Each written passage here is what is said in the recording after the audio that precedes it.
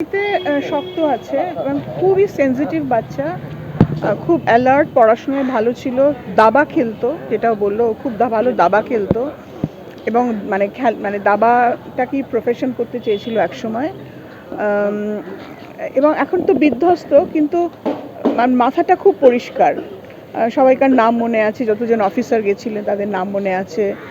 ও এখন বাড়ি যেতে চায়। বাড়ি বলতে ওর নিজের দাদু দিদা নেই, ওর কাকিমার বাবা মা যার যে দাদু দিদা সেই বাড়িতে যেতে চায়।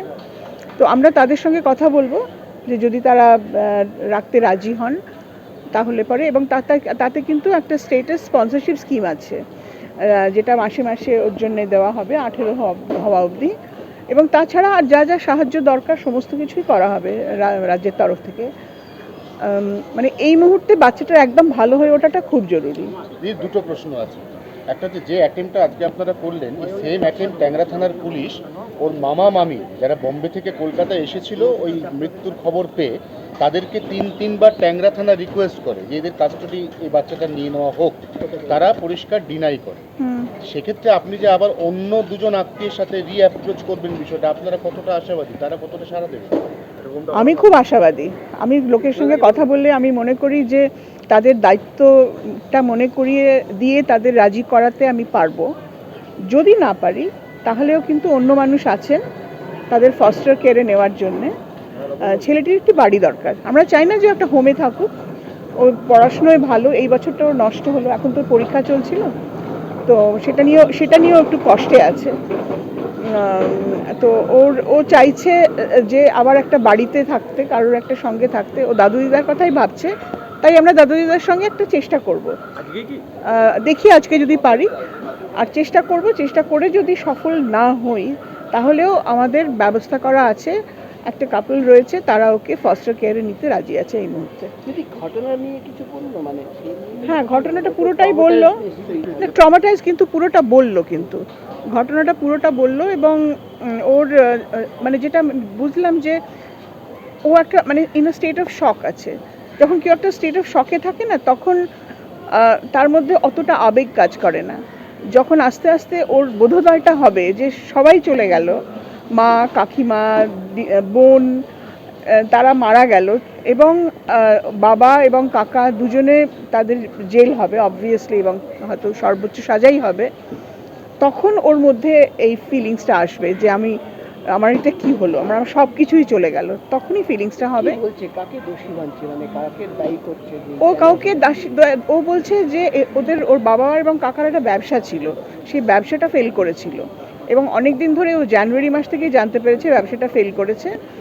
এবং ওরা ভাবছিল যে কিভাবে কি করা যায়, এবং বাবা আর কাকা, মামা, মা এবং কাকিমা সবাই খুব ক্লোজ নিট একটা ফ্যামিলি ছিল। ওর ইভেন খুব বোনও ভীষণ ক্লোজ নিট ছিল, এবং ওরা এটা নিয়ে আলোচনা করতো কি করা যেতে পারে ইত্যাদি।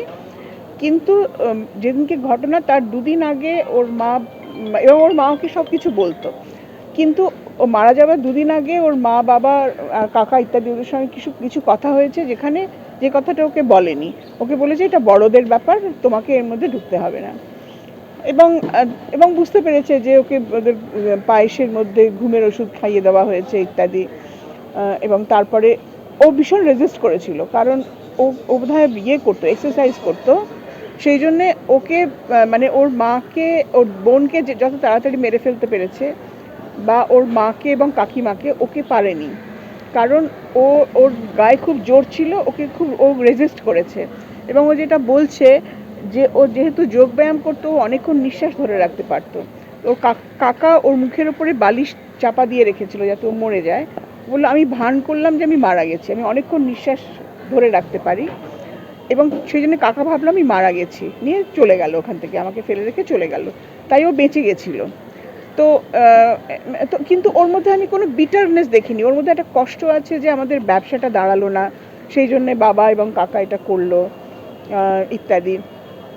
তো যেটাই ঘটে থাকুক না কেন, খুবই দুঃখজনক, অত্যন্ত দুঃখজনক। এবং আমরা মানে আমাদের এখন একটাই লক্ষ্য, বাচ্চাটির রিহ্যাবিলিটেশন, আর কোনো লক্ষ্য নেই। একদম শেষ প্রশ্ন, ও যে মানে এই কথাটা বলছি, যখন বাড়ি থেকে তিনজন বেরিয়ে গেল, এবং যে সুইসাইড অ্যাটেম্পের কথা বলছে যে একটা পিলারে গিয়ে গাড়ি ধাক্কা, মানে সেই প্রসঙ্গ নিয়ে কিছু বলছি যে হঠাৎ হ্যাঁ, ও বলছে যে সুইসাইড মানে এটা বোধহয় প্যাক্ট করেছিল, ওর বাবা এবং কাকা মিলে প্যাক্ট করেছিল সুইসাইড অ্যাটেম্প্ট করবে।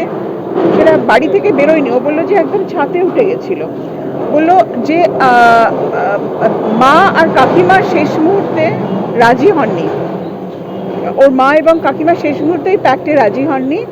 ওর কাকিমা এবং ওর কাকা এবং বাবা জোর করে ওদেরকে মেরেছিল।